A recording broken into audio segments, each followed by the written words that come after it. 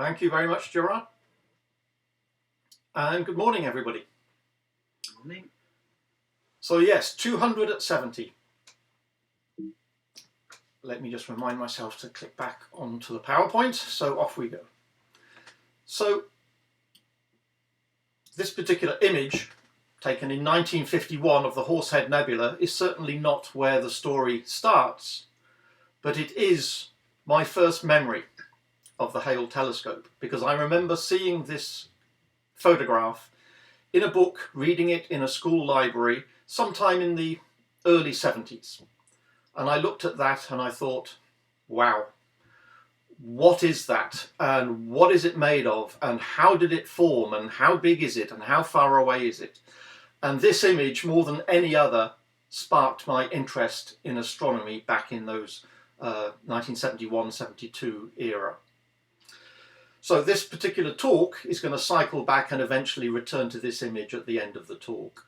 But what I'm going to be dealing with here is talking a little bit about George Hale himself, the billionaire whisperer who managed to get funding for the world's largest telescopes, and I'll talk you briefly through the 3 telescopes he built before the 200-inch.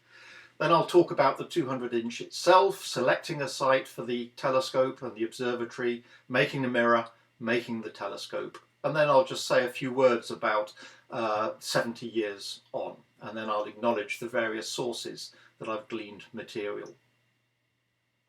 So George Hale, sometimes it's forgotten that he was a well-respected contribution to solar spectroscopy in his own right because of his vision and his drive to make the world's largest telescopes. It's perhaps sometimes forgotten that actually he was a very good astronomer. But this talk is not so much about the solar spectroscopy that he was involved with, it's about the telescopes that he built. And that starts with the 40-inch refractor in the year 1900 at the Yoke Observatory, which is still the largest refracting telescope that is around. Then he moved on to become director of the Mount Wilson Observatory, where he built a 60-inch reflector. And then about a decade or so later, the Hooker telescope, the 100-inch Hooker telescope in 1918. Each of those telescopes, you notice, were the biggest telescopes in the world when they were built, and you notice the progression in size from 40-inch, half as much again to the 60-inch, half as much again to the 100-inch. There's a progression in the size of the telescopes. But even in 1918, when the 100-inch Hooker was barely finished, Hale was already thinking about the next telescope. Excuse me a second while I make the camera window just a little bit smaller. Okay, there we go. So he thought about the next telescope, the 200-inch. He decided to leapfrog beyond 150, which might have been the next sensible progression. He thought about a 200-inch telescope. It took him quite a few years to get the funding. In 1928, he approached the Rockefeller Foundation and persuaded them to pledge $6 million, not only to build the telescope and the mount and the dome around it, but the entire observatory infrastructure was funded from the Rockefeller Foundation. $6 million in 1928, I guess in today's money that would be quite a substantial fraction of $1 billion. So that's why Hale had this reputation of being a billionaire whisperer. He managed to talk to the right people and persuade them to come up with the money. So where do you put such a telescope? Well, if it was a modern decision, you might decide to put the telescope in the Pacific Ocean on the Hawaiian Islands, or you might put it in the Atlantic, in the Canary Islands, or you might put it in the mountains of Chile. But Hale had a somewhat more parochial view, not because he was not thinking on the grand scale, but in his opinion, the telescope needs to be sited in California. As far as he was concerned, all of the necessary infrastructure, all of the machine shops, all of the optical laboratories, and perhaps more controversially, all of the great astronomers of the world were in Los Angeles. Well, you can debate that last statement if you like, but his attitude was all the infrastructure is here in the neighborhood of Los Angeles, specifically around Pasadena and the California Institute of Technology, where they had the machine shops and the optical laboratories. So here we have Los Angeles, and right next door we have Mount Wilson. So that is essentially the reason for the Mount Wilson Observatory being sited there, was the proximity to all of the necessary infrastructure. But he thought that the 200-inch being sited at Mount Wilson wasn't really viable. In the years since the Mount Wilson Observatory was established, Los Angeles has continued to grow, as has San Fernando and San Bernardino. So Mount Wilson is getting surrounded by city, effectively. And that means air pollution and light pollution getting worse and worse. So he thought about where could you site a 200-inch observatory, not too far away from Los Angeles, but far enough away to get away from these pollution problems. So he sent out scouting parties, and for a year or so they measured the seeing conditions at various sites throughout California, including the island of Catalina that you can see there underneath the label for Los Angeles. So he found about half a dozen sites which all had excellent seeing conditions. Before making the final decision, he thought, well, they're all good for seeing, but let's just double check. Let's ask our geology colleagues at Caltech. So he went to the geology people. The head of that department at the time was one Professor Richter. Yes, that Richter of Richter scale fame. And he asked them, of these sites, which do you think geologically might be the best bet? Well, it was said by the geologists, maybe a couple of sites that you've got here on your list, maybe they're not so good. They're sitting on the San Andreas Fault. Not a good idea. However, there's one site that you have indicated that is excellent seeing, and that is Palomar Mountain. Palomar Mountain is effectively a slab of granite 30 miles long, 10 miles wide, 25 miles deep. It is trillions of tons of granite. If you bolt your telescope mount to that thing, it is not going anywhere. That will be a very geologically stable site. If California has an earthquake, it might tickle the mountain slightly, but the telescope will be fine. So it was decided that Palomar Mountain, a combination of excellent seeing conditions and geological stability. It was considered to be far enough from Los Angeles not to be a problem. Looking south, well, there is a little bit of a town there called San Diego. Yes, and San Diego grew over the decades, but it's 60 miles away, and although it's now producing some light pollution on the southern horizon, it's far enough away that it isn't a major problem. So that was how they came to the conclusion that Palomar Mountain would be the place they want to site the new 200-inch telescope and its observatory. It's a beautiful place. I visited it some time ago. Here is a picture in the autumn. I visited Palomar Mountain in May of 1982 when I was still a student. Coming away from that, I thought, an amazing instrument, an amazing place. And one day I'm going to own a house with a garden big enough to have one of those observatories in the back garden. Okay, I had to scale down my ambitions a little bit, but that's still a desire of mine. On a nice warm either spring or autumn day, you have to remember that actually in winter, at altitude, it does get cold up there. At 6,000 feet or 1,700 meters, it does get very cold in winter, and you have to pay people to shovel snow off the dome if you don't want the dome's weight to add a few hundred tons of snow. Also, when you think about getting the material to the site, that snow-capped mountain there, it is relatively remote. You don't perhaps think of anywhere in California being remote compared to the mountains of Chile, but in the 1920s this particular mountain was considered remote, and you can see the windy road that you would need to take all your materials up, not just the construction materials, the steel for the telescope and the mount, but the entire observatory dome and everything else that you need for the infrastructure of a full working observatory needs to go up a rather windy road. Okay, so Hale has obtained the funding for the new observatory and it's been decided where to put it, but now you have to decide, well, how are you going to design this telescope and how are you going to mount such a large beast? Amateur astronomers know that there are a number of different options for mounting a telescope. You could have a German mount using a counterweight, or a fork mounting, which doesn't need a counterweight, or a yoke mounting, sometimes called an English mount, which is a bit like a double fork, but now you can support the telescope both at the south and the north end, and so you have a very stable mount, especially for heavier telescopes.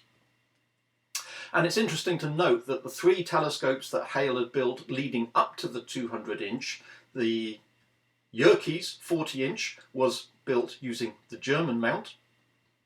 The 60-inch at Mount Wilson was built using a fork mount. It may not look like it, the forked arms are rather short because of the way the centre of mass of this telescope sits, but it is a fork mounting. And the Hooker telescope, the 100-inch, was built using a yoke mount. So each of the three telescopes that Hale had built previously, each adopted a different style of mounting. So then you can ask yourself, well, what's the next logical step? Remember, we're not making a small incremental step of going from 60 to 100 to perhaps 150-inch. We're making a big jump to 200-inch. So with a mirror twice the diameter, 4 times the area, perhaps 8 times as massive, it is going to be a real problem how you're going to mount this leviathan of telescopes. Hale did not want the new 200-inch telescope to suffer from the same limitations as the Hooker. He wanted it to be the perfect machine. Okay, there's no such thing as a perfect machine, but he wanted to eliminate as many practical limitations as possible. One of the limitations of the Hooker is its mount. With an English yoke mount, the Hooker could not make any observations within 30 degrees of the North Celestial Pole. You can see from the picture on the left that the tube simply physically cannot point at the North Celestial Pole because of the design of the yoke mount. The north bearing simply gets in the way. So you have to remember that there's an entire disk of sky, 60 degrees in diameter, that the Hooker could never access. That was a limitation that Hale wanted somehow to get around with the 200-inch. The second problem that was recognised very early on in the operation of the Hooker telescope was that the plate glass mirror had a real problem with expanding and contracting with the changing temperatures. If possible, you keep the observatory during the day at the same temperature as the night air to minimise any temperature changes. But you don't know what the temperature at night is going to be. You can forecast it, but you can get it wrong by quite a few degrees, and it will take time for the mirror to adjust, warm up or cool down to the nighttime temperature. And while it does that, the mirror will distort, and the shape of the mirror that's supposed to be focusing your distant star or galaxy will distort. In the case of the Hooker, the worst situation was the length of time it took the mirror to come into equilibrium with the night air. In some cases could be hours. In some cases it might be that the entire first half of the night was complete write-off because the mirror was still changing temperature and distorting, coming to its final figure. Again, Hale did not want the new 200-inch telescope to suffer from the same restrictions. So what about the mount? Let's first think about how you deal with that. He liked the idea of a yoke mount because of the stability of mounting at the north and south end of the mount for rigidity. So he went for what is now the iconic solution of the horseshoe mount, or the horseshoe yoke mount. At the south side it looks the same as any other yoke mount, but on the north side you can see we have this characteristic horseshoe. So the telescope can point to any part of the sky, but in particular, if you want to point at the North Celestial Pole, then the telescope simply nestles inside the horseshoe and you can get as close to the pole as you like. Notice that the horseshoe itself has this very large bearing surface. The entire outer surface of the horseshoe is the surface that bears down on pads that are held in the North Pier here to allow the telescope to move smoothly.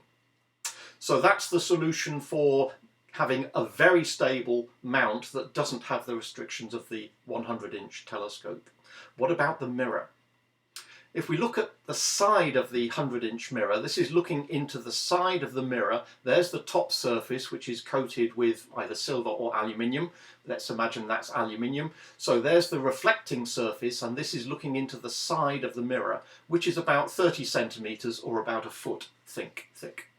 You can see that as the glass was poured to make this particular mirror, it has not gone particularly well. Just like when you're pouring concrete, if you pour some and then a little bit of time goes by, then the concrete starts to cure, or in this case the glass starts to solidify before the next part of glass goes in. And you can see that you've got this stratified layering, and also you've captured a very large number of bubbles in here, and those are responsible for the fact that when this mirror heats up and cools down and expands and contracts, unfortunately it doesn't expand and contract evenly, and hence it distorts that beautiful surface that you're trying to keep on the top there to allow you to focus distant objects. So the question is, can the 100-inch mirror be scaled up in some way to make a 200-inch mirror? Well, the 100-inch mirror was about 5 tons. If you simply scaled up and made it twice the diameter, 4 times the area and twice as thick, you end up with a mirror that's 8 times heavier, so that means you've got a mirror of 40 tons. That's going to be a little bit of a problem. In terms of how long would it take the mirror to come to equilibrium, well, it's going to take 10 times longer. And if the Hooker telescope took an hour or two, then the 200-inch telescope might take all night to come into equilibrium with the night air. There's got to be a better way of doing that. So using plate glass would result in the same distortions.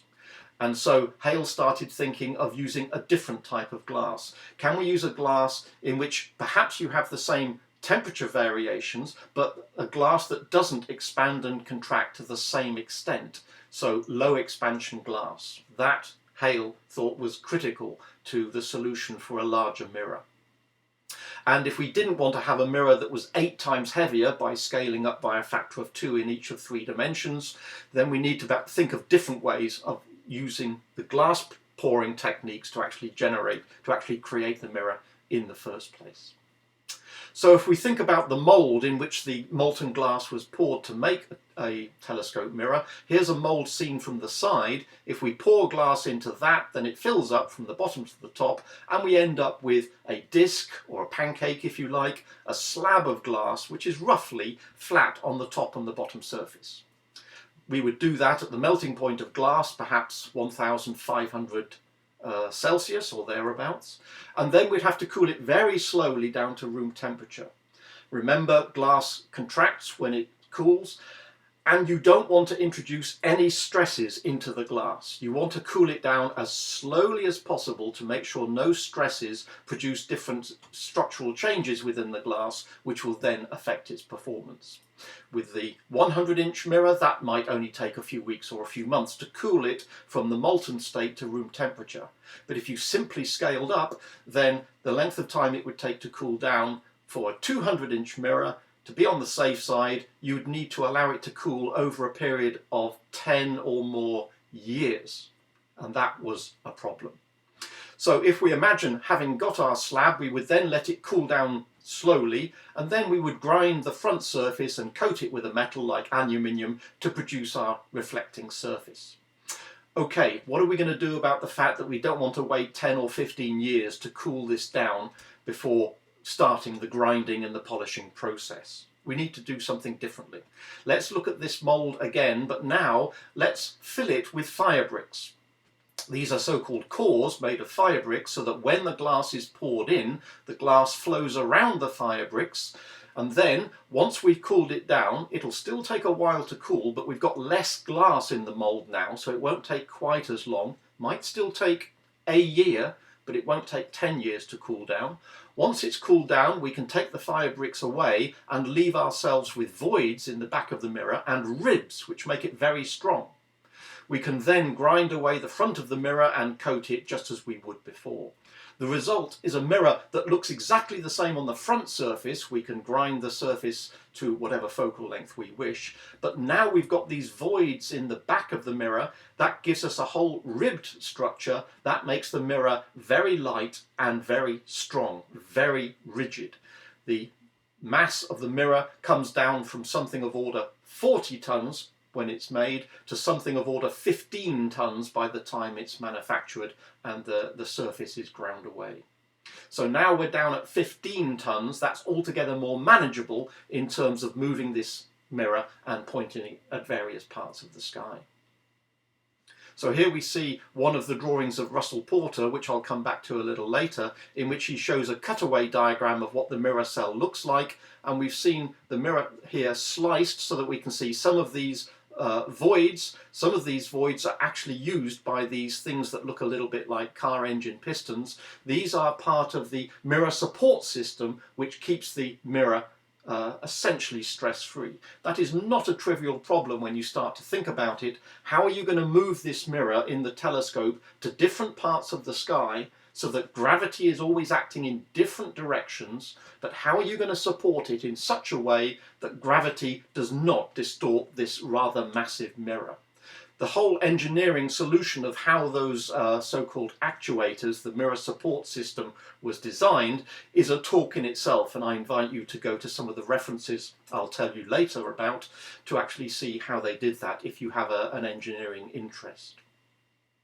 The people at Corning said, yep, that's a great idea, we can build it with fire bricks and we can do it this way. But one of the Corning workers said, well, yes, we can do that, but here at Corning, as well as making scientific instruments, we also make kitchenware. And we make thousands upon thousands of custard jugs. Why don't we use custard jugs instead of the fire bricks when it comes to making the glass flow around and giving us these voids? Okay, we don't need the logo, we don't need the handles, we don't need the lips, but why not use the things that we already make anyway? That was taken as a serious suggestion, and they tried it out, and it didn't work particularly well. The molten glass tended not to flow around the custard jugs particularly well. But I do like the idea that perhaps in a slightly alternate universe we could have had the world's largest telescope made with a mirror that comprised a few Pyrex custard jugs. But no, it didn't happen. Oh well. The mould was made with the fire bricks. We can see them here, different shapes to give us the ribs. The glass will end up flowing in the gaps around these fire bricks to give us the rib structure, and there's a large plug there in the middle to give us a hole in the middle of the mirror, which we'll see later is where we have the Cassegrain focus of the telescope. You can't see all the detail in this, I'm just showing it to give a little bit of perspective of how the Corning glass works was put together. There was a large tank of molten glass over here, so we have glass at 1500 Celsius, and then teams of workers with large ladles that look for all the world like large ice cream scoops. A team of people would carry this ladle and scoop out glass from the tank, and then carry it while somebody was spraying the ladle with water to stop the ladle from melting. They would then carry it into the mould furnace, in which they would then pour the molten glass into the mould, and the glass would flow around the fire bricks. Let's see that in action. So here we have a group of people that are putting the ice cream scoop into the tank. They then need to jump on the left-hand end because they take out about 100 kilograms of glass in every time. They then spray the ladle with water to try and keep it cool. If we see something from a slightly different angle, which perhaps makes it a little clearer, there's the scoop or the ladle going into the tank. It then gets dipped in the glass. Everybody jumps on the other end and out it comes. Excess glass is scraped away, and that leaves us with about 100 kilograms of glass. A person sprays it with water to keep it cool, and then the ladle is taken over to the mould, inserted into the oven, and then at the relevant place tipped up to pour that particular batch of glass into the right place. Any excess glass that is still in the ladle, there's always a little bit left over, that's tipped out into a wheelbarrow, and then somebody takes that wheelbarrow back to the tank, and that little bit of excess glass is then recycled.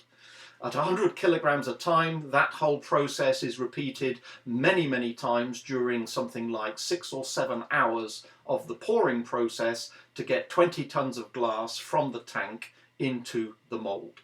So you can see the team of people involved here. Here's the head honcho who's actually directing everything, and through his little visor, which he's holding in his teeth, he's actually looking at where this is going to be poured into the mould, and he makes the decision of where that needs to be poured to try and get a nice even flow of glass around the whole of the mould. I say he's in charge, but of course there's always a man in a hat supervising as well. So on the left hand side we can see that we see this gentleman that's checking that everything is going okay. I don't know quite how he can stand to be that close to this oven, which is also sitting at about 1500 or so Celsius.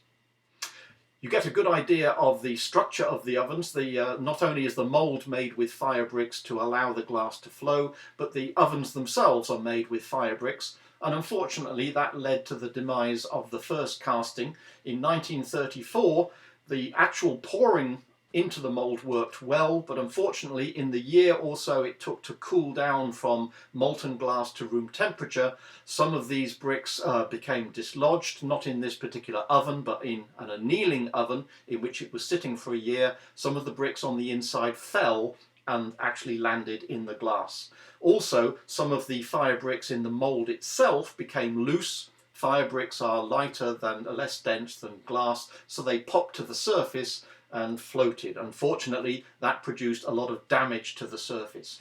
These bricks were removed while the glass was still in a viscous state, but it left these horrible gouges in the front surface.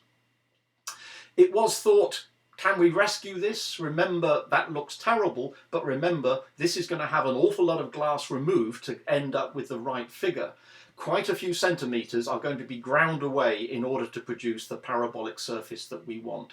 But unfortunately, these gouges were considered just a little bit too deep to actually be ground away in the grinding process. So that was 1934. They decided they would have to come up with another mirror. So in 1935 they had a second go after making sure that the fire bricks were absolutely bonded and none were going to be falling into the mirror surface, and that the mould fire bricks themselves were absolutely bolted down such that none of them would pop to the surface during either the pouring or the cooling. The second mirror, finished in 1935, was successful. So the problems encountered in the first casting were all taken into account, and they produced a very nice second cast. The first mirror was taken back and simply put into the Corning Museum as nice try, didn't work, whereas the second one was considered good enough to actually use. That's a publicity shot of somebody in the central plug area, basically the Cassegrain aperture, if you like. So quite why he's measuring it, I don't know, because if it's wrong, it's a bit late now. But it gives you a very nice picture of how the rib structure around this gentleman, you can see the rib structure, you can see the circular apertures, which are going to eventually accept the actuators of the mirror support system, and these other almost hexagonal voids are just voids which simply keep the weight of the mirror down. But you can see how thick and rigid this particular honeycomb structure appears to be, a very stiff mirror. Corning were very happy with this second mirror. They used it in their advertising. The eye that sees 6,000 million miles. If you're wondering where they got that number from, it was thought that the Hale telescope, the 200-inch telescope, would be able to see galaxies that were perhaps 1 billion light years away. So they took 1 billion light years, converted it into miles, that gives you that number. And their point was, if we can make something as complex as that, then you can certainly have confidence in our custard jugs, if you want to use those in your kitchen. The cool down time of a year was not uneventful, in the sense that the Corning factory on the east coast was sited next to a river. The river flooded during the cool down time. The water from the flooded river actually came into the factory and was in danger of hitting the transformers that were actually supplying the electrical power to the annealing ovens. There was a very fraught few days when they had to figure out, what are we going to do? Are we going to let the water hit the transformers? Are we going to move the transformers? Are we going to switch the ovens off? Quite an exciting story, and you can read all about it if you look at the references I'll give you at the end of the talk. But suffice to say, it was a problem that they overcame. They also had an earthquake, but that did not interfere with the cooling of the mirror. So all in all, a successful casting of the mirror. The mirror was then shipped across to the west coast to the optical laboratories at Caltech for grinding. Here you can see the 20-ton mirror on a single strap. not sure I'd trust that, but it seemed to work okay. And again, you can see the translucent structure of light from the other side of the mirror coming through. The mirror surface itself might only be a few centimeters thick, even though the ribbed back structure is substantially thicker by about half a meter or so. Here we have the team of people who are then entrusted with turn this slab of glass into a working mirror. 21 men, took 11 years to grind and polish the mirror. Now, 11 years was a little longer than you might expect for reasons that I'll say in just a couple of slides or so.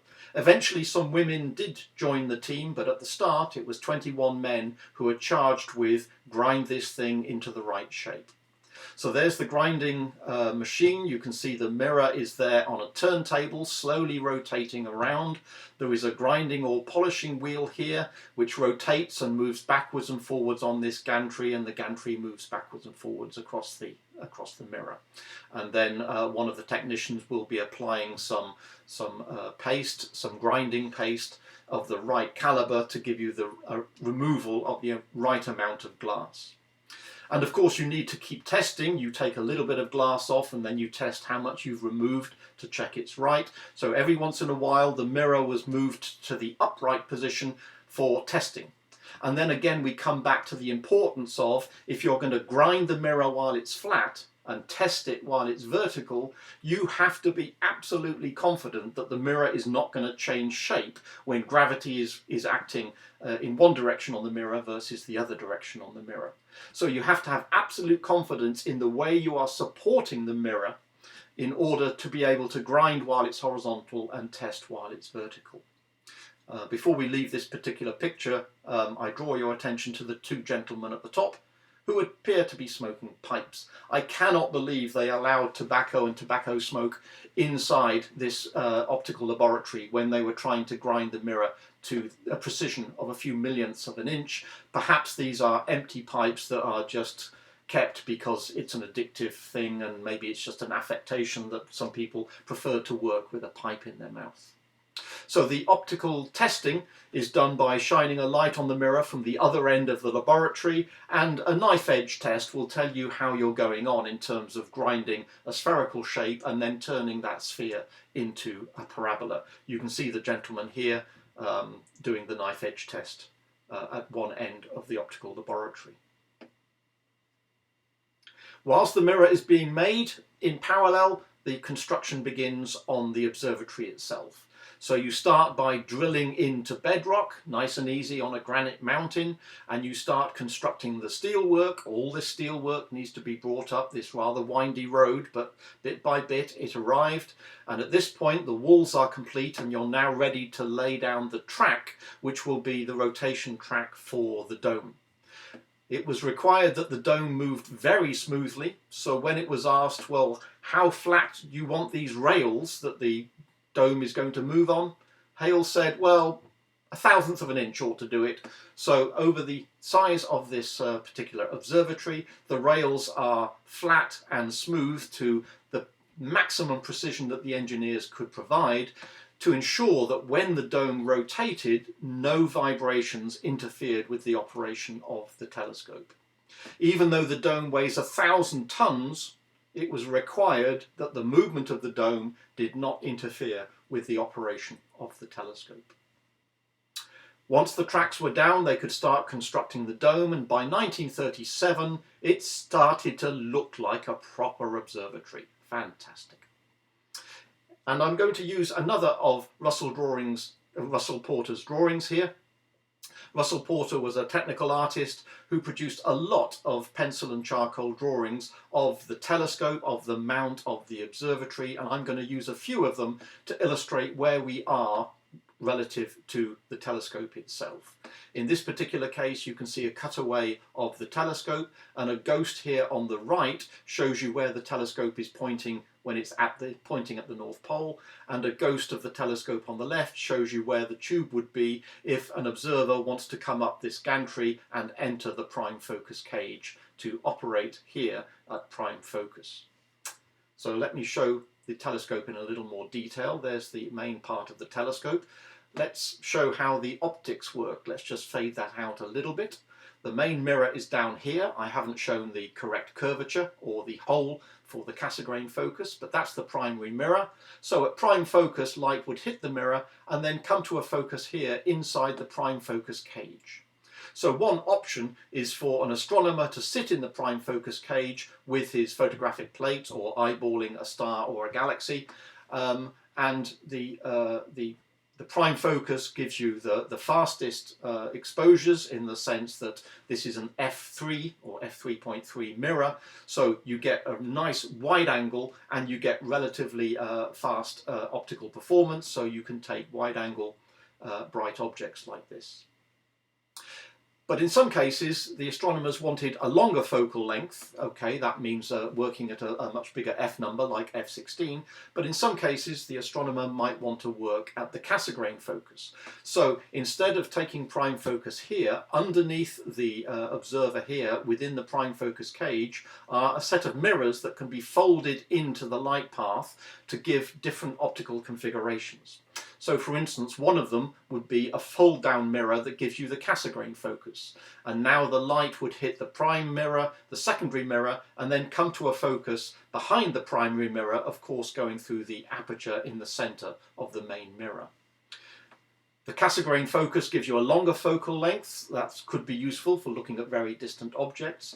The Cassegrain focus can take a large amount of equipment. It's been estimated that the total load you could apply to instruments at the Cassegrain focus would be up to about 1 ton of instruments could be placed there without seriously unbalancing the telescope.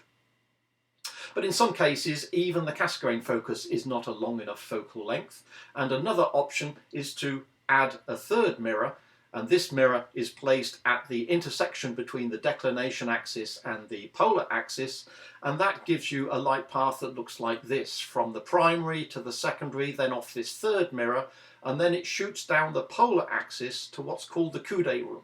This is the Coudé focus. Coudé is just French for elbow because of this, this reflection on the third mirror.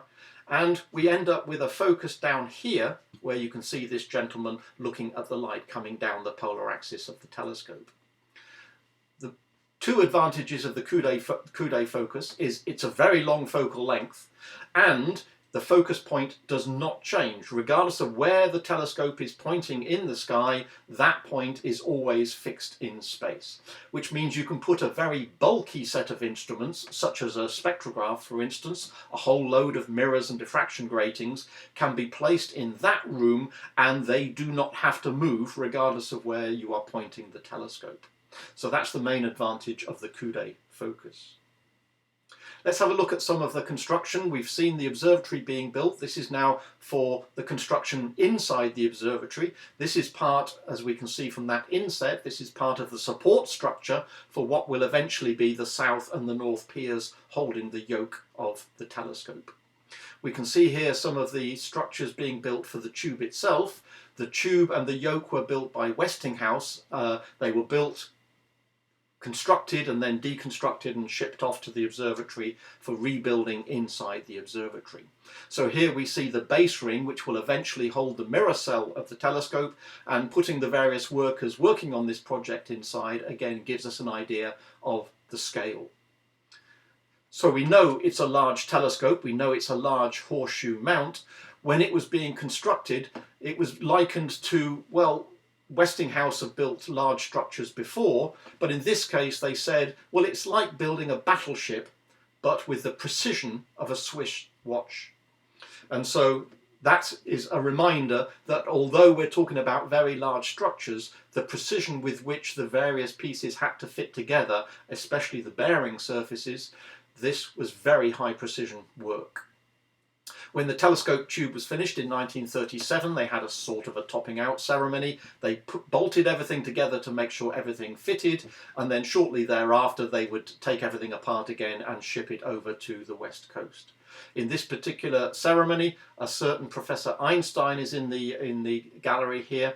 because although Einstein was a theorist, he was very interested to know whether or not the 200-inch telescope would be able to see far enough to see galaxies to verify his theory of general relativity, his ideas about gravity. So although he was a theorist, he was still very interested to know about developments on the observational side of astronomy. Here we see part of the horseshoe being built. This is one of the so-called horseshoe horns. You can see that there's structure inside the horn, which is effectively, again, stiffening.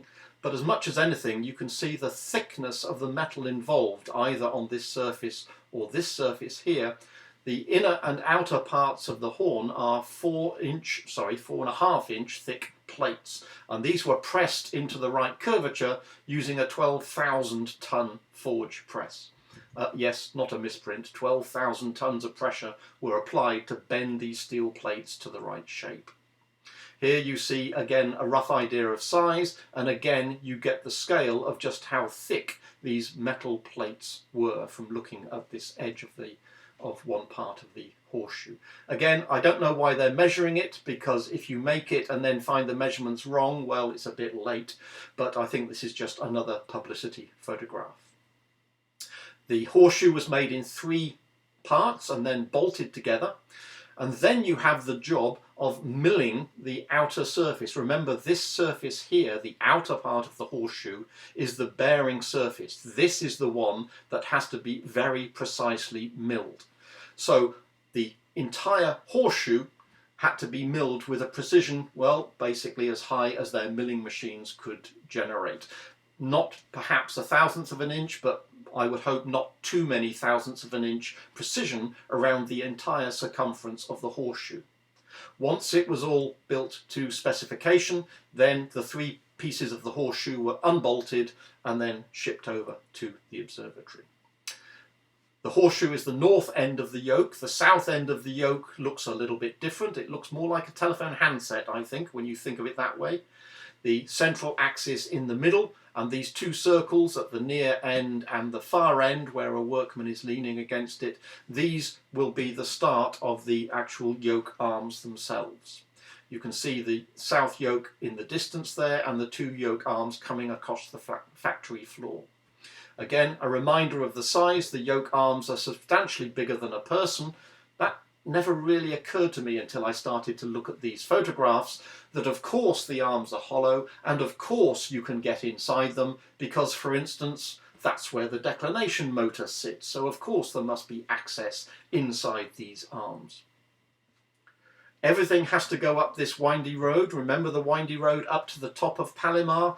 Well, everything has to go up by that particular route, and it is a little bit of a task. Remember, each of these pieces of metal, very substantial pieces of metal weighing many, many tons apiece. In this particular case, a part of the horseshoe is coming up the road, and it looks like 3 trucks, one with the horseshoe on its back and one pushing and one pulling. Notice the name of the company that were tasked with actually pulling everything up the mountain, Hazard and Sons. Eventually everything is brought up the mountain and delivered to the observatory. Everything comes through a hatch in the floor. Here's the south yoke coming through in 1938. You can now see on the observatory floor various parts of the telescope tube, the south yoke, and it looks like the horseshoe, part of the horseshoe, is coming through the aperture in the floor of the observatory. I'm not too sure why they didn't bring it in through the dome itself, but presumably it was considered to be easier to bring it through the floor. But of course that meant everything had to be deconstructed into pieces small enough to fit through that particular aperture.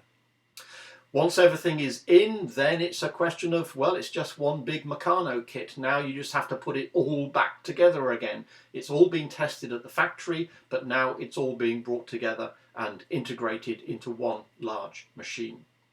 Again, you get the scale from the individual here. No harness, no hard hat. There's no need for that, apparently, in the 1930s. So now we're at 1939, and most of it is coming together. Most of the structure seems to be there. We can see in this little video one of the workers, okay, in this case he is wearing a hat, okay, not a hard hat, but yeah, he's working on the prime focus cage. He's working at the moment in the area where the mirrors would sit, and he's now moving towards the upper area where the astronomer would sit. At some point they wanted to make sure the telescope moved smoothly, and in particular, can it move all the way down to its most southerly view. So it's unlikely they would want to go very low in the south, because San Diego is over there and there would be some murk and some light pollution. But here the engineers, I assume he's an engineer because his sleeves are rolled up, I assume the engineers here are just checking that the declination drive does take the telescope tube all the way down to its limit of whatever that is, a few degrees above the southern horizon. If you're going to move a telescope, the telescope and the mount weigh something of order 500 tons. And Hale said, I want to be able to move this telescope to a precision, a pointing accuracy, a go-to accuracy, if you like, of order an arc second. I want it to drive to an accuracy of better than an arc second, and I want it to go to any point in the sky to an accuracy of an arc second or two. So that meant you had to think very carefully about how you're going to build your motor and your gears. Here's the right ascension gear wheel. It weighs about 10 tons or so. And everybody appreciates that the mirror has to be built to very high precision. Of course it does. But it's not often appreciated that the precision required in the gears is equally demanding. It took years to grind the teeth of the right ascension and declination gear wheels. They have to be ground and they have to be polished to ensure that if you want to push the telescope or move the telescope to a given position, it's accurate to arc seconds. So the teeth were ground and then they were polished, and I was quite interested to see how they double checked that the teeth were made to the right sort of precision and sufficiently smooth.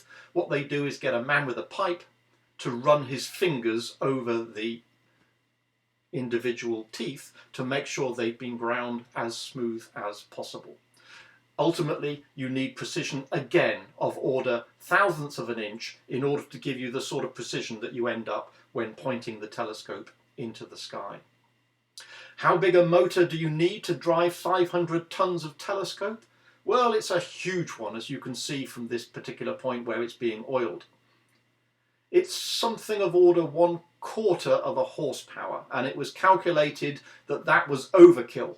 You could probably have a motor 100 times smaller and you would still be able to push the telescope tracking. Perhaps not slewing, that takes a little bit more effort, but in terms of tracking and driving it at sidereal rate, you barely need more force than a finger pushing on the yoke to actually get this thing to move.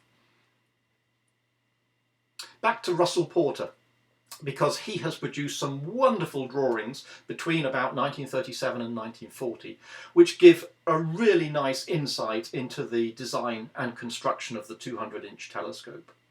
I'm wondering whether or not Zoom will actually give you the detail you need to see these things, so you might be leaning in towards your TV or holding your iPad up to your face to try and see some of the detail that is visible in these drawings, and they are absolutely superb. So to make sure you don't miss out, I've asked the meeting secretary of SHAR to actually distribute not only my PowerPoint slides so you can look over this talk, but also more details of some of the Russell Porter drawings. I've made those available to you such that you can in your own time have a look at the PDFs and just have a look at some of these gorgeous drawings that show some details of some aspects of how the 200-inch telescope was put together.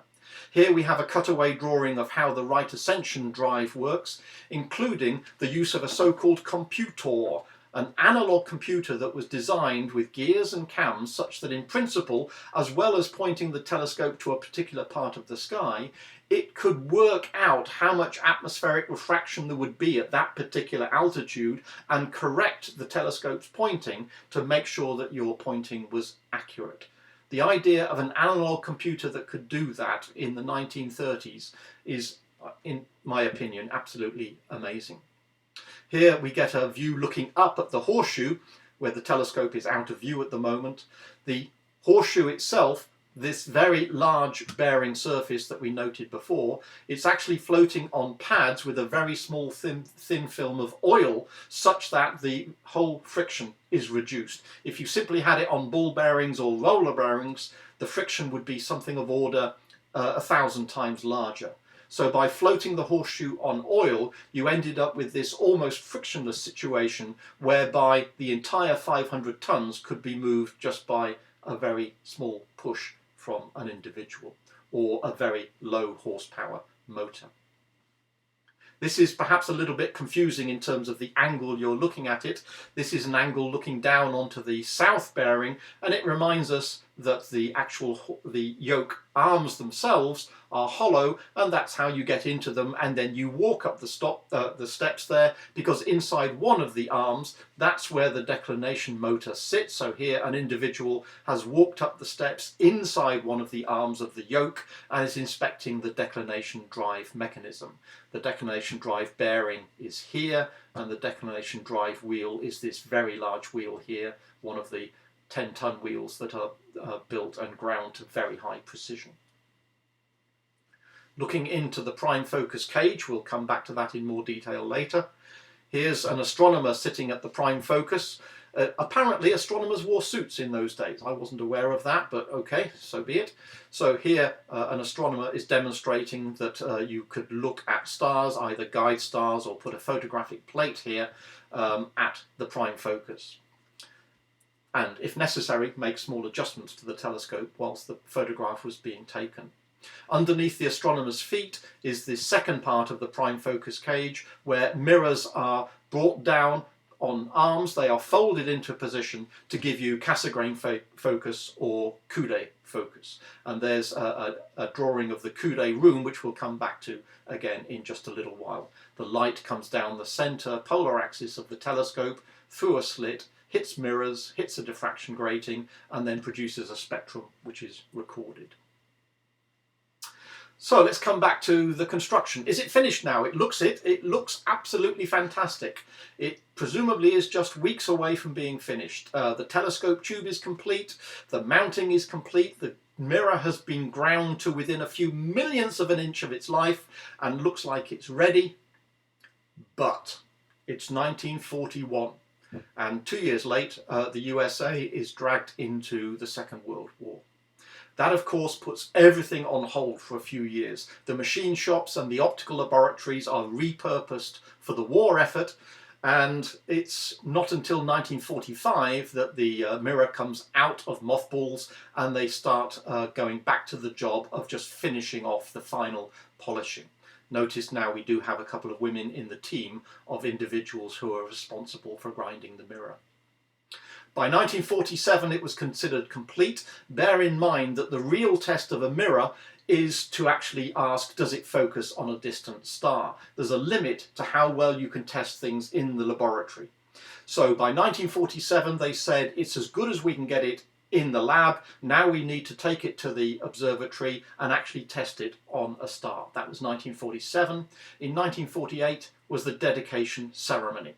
Up to this point, it was the 200-inch telescope, but in 1948 it was dedicated to the memory of Hale, who unfortunately had died a few years earlier and so never saw the telescope completed. So in 1948 it became the Hale telescope. And so you could argue that's the birth of the telescope, and hence 70 years and a little bit old. It's a reminder of the scale of the observatory when it's stated that at the dedication ceremony, the observatory floor catered for something of order 1,000 people. The mirror, the final corrections for the mirror were made. You don't need to put a metal surface on it just yet. You can just leave it as glass, put it onto the back end of the telescope, point at a star, and see if you get perfect star images. And then you can do various tests to tell you which part of the mirror are not quite right. Is there a little bit of a mountain here? The mountain might only be a few millionths of an inch, but it's still a mountain and needs to be removed. So they would identify which parts of the mirror are still just a little bit high, then they would take the mirror off the telescope and then presumably the chief polisher, or whatever his title is, would then come along and remove the last little bits that needed removing. At this point, a machine is not good enough. It has to be an individual. And when it comes to the last 1 or 2 millionths of an inch, then in some cases the polisher would simply take a little bit of jeweler's rouge on his thumb and literally just to wipe it across the surface, and that would be enough to take something of order 1 or 2 millionths of an inch off the surface of the mirror. Then the mirror would go back on the telescope, look at a star again. If it's still not right, make a note of where the mountains are, bring it down, do it again, back and forth, back and forth, back and forth, until you think that you cannot improve on the figure to within a millionth or so of an inch. And that point came in 1949. They had taken technically first light, but it wasn't until 1949 that they declared that the mirror was as good as it's ever going to be. Here's a publicity shot looking into the prime focus cage. Apparently people have stopped wearing suits now on the left-hand side there. This drawing on the right reminds you from the Russell Porter drawing of where we're talking about in the prime focus cage. So we're looking in from the top end.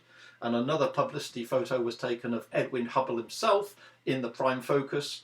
Hubble, of course, did a lot of work on the 100-inch Hooker telescope, but he was very keen to push his ideas of recession velocity of galaxies by going further and further into space by looking at data from the 200-inch telescope.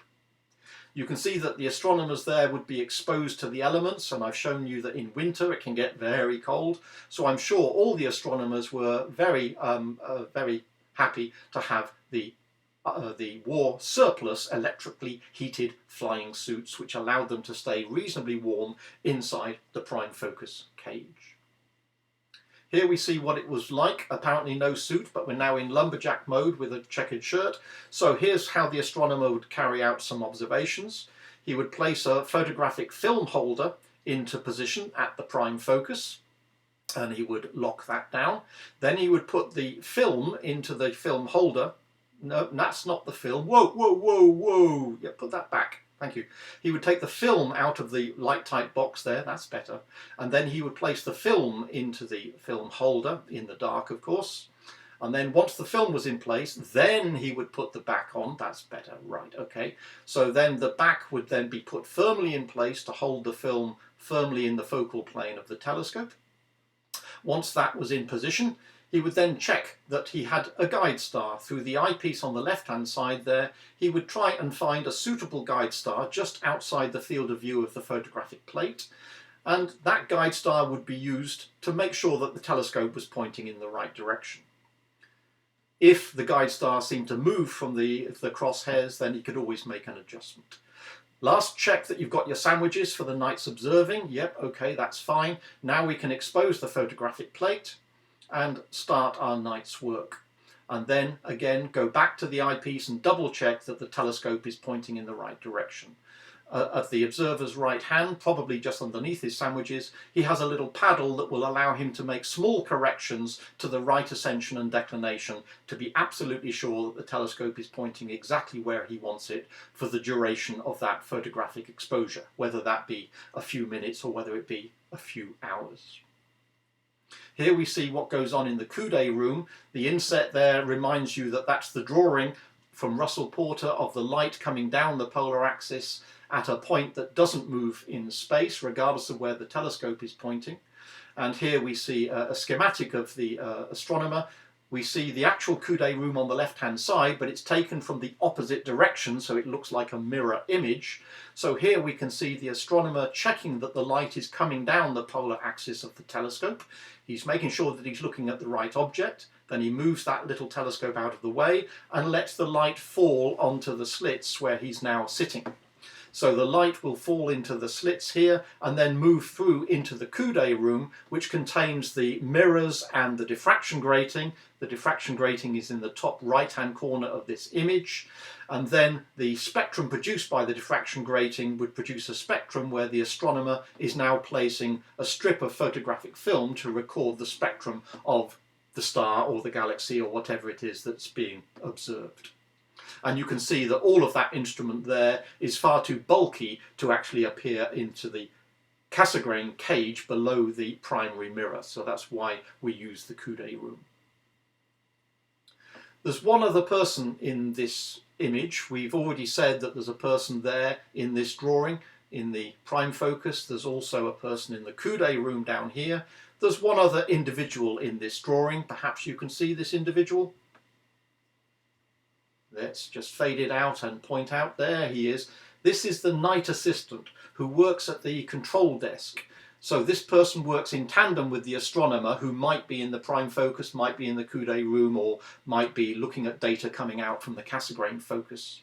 The night assistant will operate this main control desk, which amongst other things has got the hours, minutes and seconds of right ascension and degrees, minutes and seconds of declination for not only where the telescope is pointing, but also where the astronomer wants the telescope to be pointing. And then a very clever control system involving cell-syn motors. These are self-synchronous motors. If you're an electrical engineer, you might want to go and read how they did this, because it was very clever. They had cell-syn motors that basically moved the telescope such that its current position matched the desired position, preferably to an accuracy of an arcsecond or two. And the night assistant was in communication with the astronomer to double check they're looking at the right object and that everything is going correctly. But the night assistant was an important individual to make sure that the telescope was used effectively. A lot of people wanted to get in on the action. We've already seen that Corning were very keen to say in their advertising, yeah, it's a great telescope, but it's our mirror that makes it work. Yeah. Other people were keen to say, well, true, but it's our oil that it floats on. Yeah, absolutely. So, you know, it wouldn't work at all unless it was floating on oil. So you can trust the oil you want to buy, because our oil is being used for the Hale telescope. And Kodak, again, it might be a great telescope, but it only is a great telescope because of the Kodak film that it uses. They actually described it as the world's largest camera, which, yeah, I suppose it is in a sense, depending on how you want to look at that. This picture of the Horsehead Nebula is where we started the talk, where I started, 1951. So this picture, this photograph was taken a couple of years or so after first light. And that's what got me hooked in astronomy. But when I came back and looked at that, I thought that's a fantastic image. But also they took a picture of the Helix Nebula, which again is one of my favourite planetary nebulas. And it wasn't until I looked closely at that that I made an interesting observation, that the helix is fantastic, but look what's going on towards the outer part of this image. The helix is a very large nebula in the sense of angular size on the sky. So this is actually a very wide-angle view, and you realise that the stars towards the edge are actually quite distorted because of chromatic aberration. The Hale telescope was the large, big telescope to use a parabolic mirror. Parabolic mirrors are great for focusing on axis in the middle of the photographic plate, but the stars get distorted the further out you go from the centre. Now, if that's a problem, fine, you just introduce another lens which corrects for that aberration, a so-called coma corrector. But it's interesting that they were quite happy to show images even though they had this aberration. It's not that big a deal. Most of the time the Hale was interested in analysing what's going on with this star or with this galaxy close to the centre of the field of view, and in a lot of cases it was looking at the spectrum of whatever's at the centre of the field of view. The Hale telescope wasn't built to take pretty pictures, so the fact that it has this aberration is simply a consequence of the parabolic mirror. These days all big telescopes are made with hyperbolic mirrors with a different curvature, and they don't have this same aberration, but it's interesting to see it there in this 1952 photograph. Bring it right up to date and jumping 70 or so years, 60 years in this case, this shows you that the telescope still has a working life ahead of it because you can test different pieces of instrumentation. You've got a 5-metre mirror which catches a lot of light, and remember the Cassegrain Focus? You can put a shed load of instruments there without worrying about the balance of the telescope too much. You can put in half a ton of instruments and the Hale telescope won't care. So in this particular case, they've tested out ideas with adaptive optics by putting adaptive optics instruments into the Cassegrain Focus and seeing what they could do. And if it works, then maybe they use those instruments on other telescopes with perhaps larger mirrors. But it's been an absolute workhorse and in some cases a test bed for other new technology. And here in 2010 we can see that they've managed to image a planetary system. I'm sorry, I don't know which planetary system. The star has been removed and they've ended up imaging 3 exoplanets in this particular case. And I think another very nice example of the ability of adaptive optics to do its job is these images of Ganymede taken with the Hubble Space Telescope and taken with the Hale telescope with adaptive optics. Notice the scale down there, 1 arc-second. It's even more impressive when you realise that it's the opposite way round to what you think. The left-hand image is the Hale telescope with adaptive optics, and the right image is the Hubble Space Telescope. So you can see that a ground-based telescope, as long as your field of view isn't too large, can produce some superb images. If you're going to do that, you'll have to keep the mirror clean. It's 70 years old and it gets dirty because it's not that far from Los Angeles or San Diego. So every once in a while you're going to need to take the mirror out and give it a damn good clean. And this is how they do it. It does look a bit murky there. They're going to give it a damn good wash. This is a very scary video for those that know about optics. They wash it and then, oh yeah, right. And then they put some weak acid over the surface to actually remove the metallic layer so that we're down to essentially bare glass. And then they give the bare glass a damn good wash as well. Clearly they don't use abrasives that will actually remove the figure of the mirror. They are trying to preserve that as much as possible.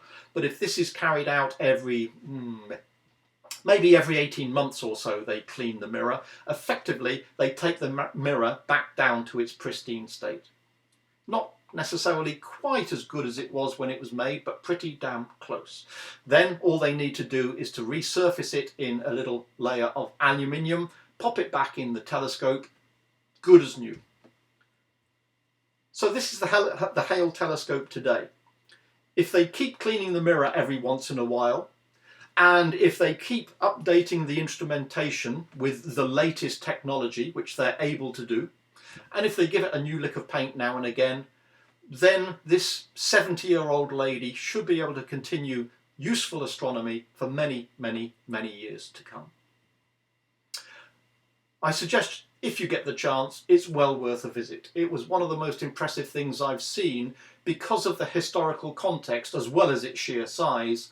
I was so impressed when I went to see this in the 1980s. If you ever get the chance, if you're ever in California, well worth a visit. So I've been telling you about George Hale, how he got the money, how he built telescopes. I've told you about the 200-inch, the sight, making the mirror, making the telescope, and where we are now. Let me acknowledge the fact that I've got a lot of material from the Caltech archives, and also the Public Affairs Coordinator Scott Cardell, who produced a blog about the operation of the Hale, both contemporary, unfortunately it's now finished, but contemporary when it was operational, as well as historical context. So he would show what the Hale was doing during the 1980s or 1990s or the 2010s, and he will interdisperse that with historical images as well. I'd like to thank the Corning Museum of Glass, for that's where I got the various videos of the mirror being poured. This is the inspiration, if you like, a book on the glass giant about the telescope itself. This is the book that I actually first read, which gave me an idea of actually putting this talk together. And the images of the drawings of Russell Porter are in the 1952 book in the top right and reprinted in the 1980s in the bottom left. Both of them have a lot of Russell Porter's drawings. The Perfect Machine is a more contemporary book written in 1995, and again, The Perfect Machine is not saying this telescope is perfect.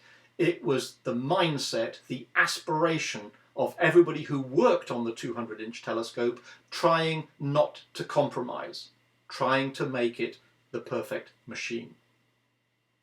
So the Hale telescope was the biggest telescope in the world when I was born. It was the biggest telescope in the world throughout my childhood. It was the biggest telescope in the world for a fair bit of my adult life as well. It has been at the cutting edge of astronomy for half a century, and there aren't many scientific instruments that can make that claim. It's a testament to the scientists who designed it, the engineers who built it, and above all, the vision of the one man who brought it all together, George Ellery Hale. Thank you all very much.